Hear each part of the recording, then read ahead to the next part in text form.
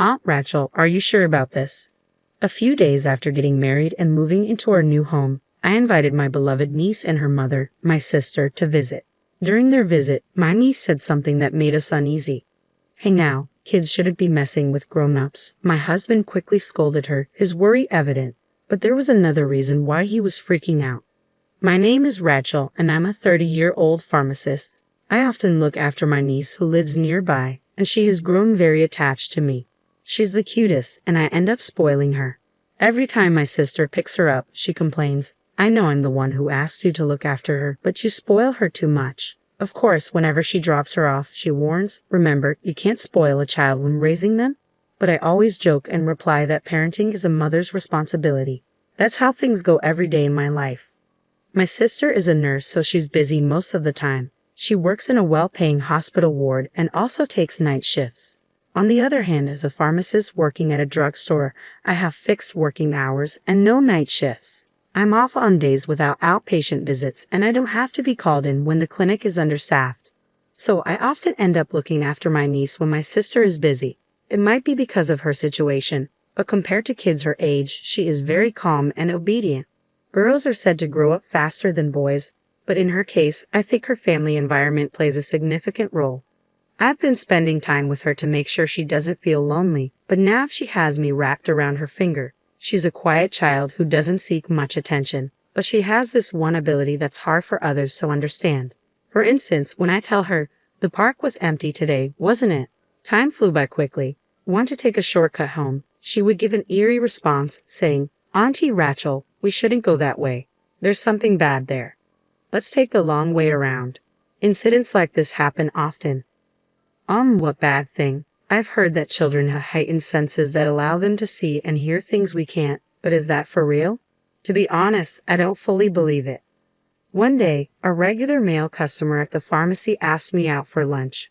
When you hear regular at a pharmacy, you might think he's sick, but that's not necessarily true. This man got injured while working and is just getting treatment, so he's healthy overall. In the beginning, he visited frequently, and we casually chatted. His injury was healing well, and we were talking about him maybe not needing to come anymore when he asked me out for lunch. After a few lunch dates, he invited me out for dinner, and we had drinks at a rather fancy bar. I started to let my guard down with him and even shared some personal things about myself. It started to dawn on me that crossing that line into a relationship was just a matter of time. Then he proposed to me very passionately. "I want to get married to you right now. I can't imagine my life without you, Rachel." Hearing him say that made me incredibly happy. I was overwhelmed by the realization that he needed me in his life, and I found no reason to reject him. So I accepted his proposal, feeling as if I were being drawn into it. To my surprise, he picked me up in front of everyone, laughing like a child. I found that side of him charming. "Let's have a ceremony just for the two of us right now," he suggested enthusiastically. He mentioned knowing someone in the bridal industry who could host and prioritize our wedding ceremony. While I was delighted, I still wanted to be blessed by our loved ones at our ceremony, so I turned down his suggestion. His disappointed face honestly made my heart ache, but I wanted our union to be blessed by others more than anything else, so I chose to stick with my decision. Even though he looked disappointed, he respected my feelings and withdrew his suggestion quite easily.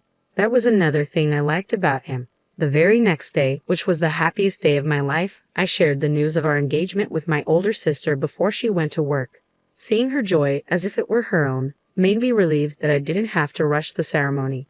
As I was happily recalling yesterday's events, he texted me saying he wanted to see me. When we first started dating, I remembered him mentioning that he had a younger sister. However, I was surprised to hear for the first time that his sister was hospitalized at the moment. When I asked why he hadn't told me earlier, he explained that he didn't want me to accept his marriage proposal out of sympathy for him. He also pointed out the possibility of the opposite happening. I assured him that I wouldn't make decisions based on his sister's illness, and his soft response of "I know" made me fall head over heels for him. But I still pulled myself together to stay grounded. He showed me a picture of his sister and told me, when I told her about you, Rachel, she said she can't wait for the day when she can call you Big Sis. I felt a deep desire to make his sister's wish come true as soon as possible. Holding my hand, he said, "Let's become a family soon." I was moved once again. Even though we weren't married yet, I wasn't against the idea of being called Big Sis by his younger sister. I wanted to visit her in the hospital before we got married, but when I mentioned this to him, he said, after I visited her the other day, her condition worsened and the doctors limited her visitation. Is it okay for you to be seeing me right now, in a time like this? I asked. He responded by pulling out a charm from his jacket pocket. All I can do is pray for my sister. I stopped by the church before I came here to see you, Rachel. There's nothing I can do besides praying for her. Damn it, he expressed, frustration evident in his voice. Seeing him like this, I deeply wanted to support him. The next day, he suddenly stopped contacting me. I guess his sister's condition had worsened. I hoped he wasn't pushing himself too much. After about 3 days, his usual cheery self showed up at the pharmacy. Although he could have just texted me, he said he wanted to see me in person, which made me happy. We made plans to meet after we both got done with work. When I arrived at our rendezvous right on time, he was already there waiting. As I suspected, he explained that he had been by his sister's bedside due to her deteriorating condition. He told me she was still not allowed to have other visitors, but her condition was now stable, and I breathed a sigh of relief. Then he handed me a letter, saying it was from his sister. I was surprised. I didn't expect to receive a letter from her since I heard she was in critical condition. Reading my expression, he explained, seems like she's been writing a lot, and I didn't even know. He then shyly admitted, actually, I fell for you at first sight, so I had a crush on you for a long time. It turns out he had been talking about me even before we started dating. The letter contained words of hope for our relationship, dreams of her brother's love being fulfilled. I hope the day comes when I get to call you Big Sis soon, she wrote. I wonder if I could even be a flower girl, she wrote, dreaming of me marrying her brother and us becoming a family. Fighting an illness is hard. It's probably a struggle to even use her limited energy to wish for others' happiness, yet her letter was filled with thoughts of her brother getting married to me. Her words brought tears to my eyes. Let's get married soon, I told him with excitement. It seemed unlikely that his sister would be able to attend our wedding, but I wanted her to witness her beloved brother's big day. After some insistence, I got him to reveal the name of the hospital she was staying at, and I found a wedding chapel nearby.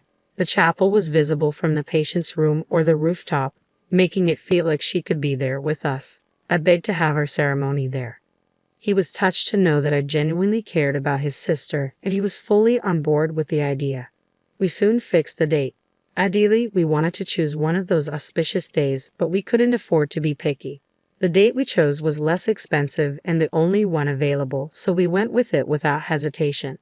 While preparations were hastily underway, he made a suggestion. He asked if we could wait a bit longer to turn in our marriage certificate. His sister's condition had worsened, and she needed surgery as soon as possible. The medical bill was going to be more expensive than expected, affecting our wedding budget. It didn't feel right to have a wedding under such circumstances either. When I suggested waiting until after his sister's surgery, he exclaimed, if she found out our wedding was canceled because of her, it would ruin her will to heal. Hearing that, I couldn't say anything, and the wedding proceeded as planned. For the time being, I paid for our ceremony in one installment, under the agreement that we would split the costs after his sister's medical bills were paid. Despite the short notice, a decent number of our close friends and family managed to attend our wedding day. My own sister, who's a nurse, even managed to get time off with the help of her colleagues, saying, "This is an important day for my little sister." "I can't miss it," my cute little niece declared. Dressed up and joining the celebration, she quickly got shy around the grown men and ended up hiding behind me. Her actions were so adorable that I couldn't help but chuckle. After the wedding, I moved into our new home. He had suggested I move in with him since his place was too big for him alone. Given that his sister's surgery was going to cost more than we anticipated, we decided not to purchase a newly built home. I could support him for a while, but we couldn't predict when he'd be able to pay back the rest of our expenses. So, I moved into this place. My sister understood my decision but still felt it would be better if we had our own new place. To ease her concerns, I invited my sister and niece over. My boyfriend, now my husband, agreed to the idea. Upon visiting, my sister immediately began inspecting our house, showing her concern. "Hey, it's a bit rude to check every corner of our house, sis." "So, I see a 32-year-old CEO of an import company makes good money, huh? Are you satisfied now?" "Yes, I suppose so," she replied, and my husband and I let out a sigh of relief. The only downside was that moving here made it more difficult to frequently babysit or take care of my niece. It was too far for a 5-year-old to travel alone, and with my duties of nursing my husband's sister, I was too occupied. That's when my niece, out of the blue, said something eerie. "Rachel, I think you should leave this house." "Huh? Why?" "Because another woman is already living here." "Hey, even if you're a kid, there are things you should and shouldn't say." My husband angrily turned towards my sister, questioning her parenting. "Can you perhaps see her?" When my niece nodded yes, my husband's anger seemed to dissipate into fright. "My niece is quite sensitive. Perhaps you're not good with this kind of thing." No, that's not the issue. Kids shouldn't be messing with grown-ups." "I'm not messing with you. It's someone you know really well. A woman with her black hair always tied back, thin eyes, slightly overweight, with a mole near her eye." My husband's face turned pale. He was clearly scared, but it seemed like there was something more to it. What confirmed my skepticism was my niece's next question. "What's your real name, Uncle? You use so many, have you forgotten it?" Even trembling, my husband raised his voice. "You little brat, don't spout nonsense. Hey, don't yell at her just because you're scared. Shut up." My husband shoved me away. He seemed more than just panicked with fear.